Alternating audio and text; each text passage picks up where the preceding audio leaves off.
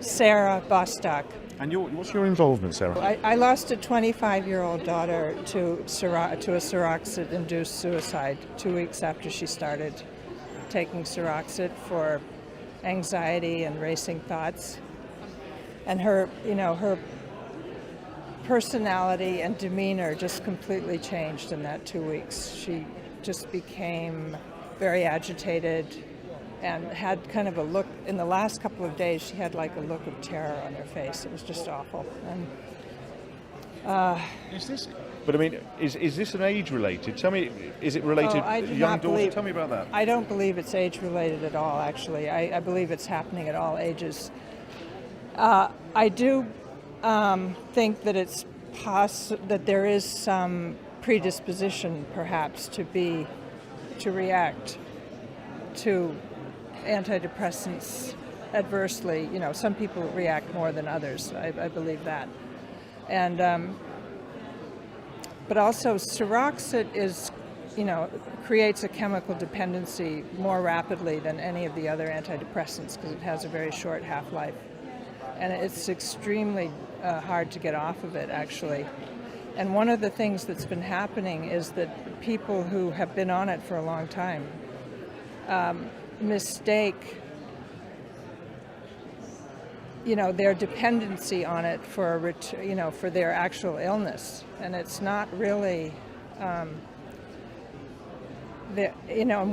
if they attempt to come off, they will have quite severe symptoms and they may have to do it extremely slowly, or they may have to, like, over a period of months, if not years even. It's much longer than most medical professionals will tell you. They don't even realize how difficult it is to come off, actually, or what's involved. So but yeah, there are two systems, you could say. Obviously, the FDA. Is the education better in the States in terms of how to come off such drugs with adverse reactions and etc.? Tell me about that.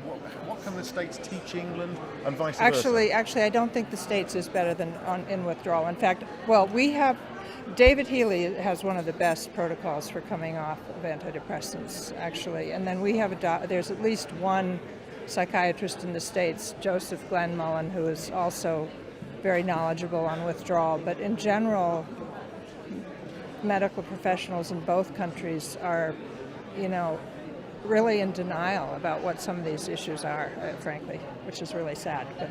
And in fact, there was a lot of discussion of the polypharmacy in the panel just now, and one of the things that happens is that when you get the side effects from the antidepressants, which often can drive someone into mania or even psychosis, the doctors and professionals, instead of trying to remove the drug, they don't recognize it as the causative agent, and they put you on it like a mood stabilizer. And then they might put you on a sleeping agent or tranquilizer. It just gets more and more complicated, and they're actually medicating side effects of the previous things. And then you get into a lot of trouble trying to get off of a cocktail, because that's really hard. And how deep-rooted is this lack of education in terms of GPs, as we call them, doctors, throughout the nursing sort of aspect? It's just how scary is it in terms of the lack of education? Well, personally, the whole system is so invested now in this way of doing things that it's very, very difficult to change. And also, culturally and socially, patients are demanding this, demanding pills because they don't want to make the changes. They don't believe that they can do it themselves, really, is part of the problem. But, in addition, they don't want to go to the trouble of making lifestyle changes or whatever it is. Because even a seriously disturbed person who has been traumatized in some way, can become a lot better or can learn to manage or whatever. They don't necessarily have to be on a cocktail of drugs to control the stress or that they feel.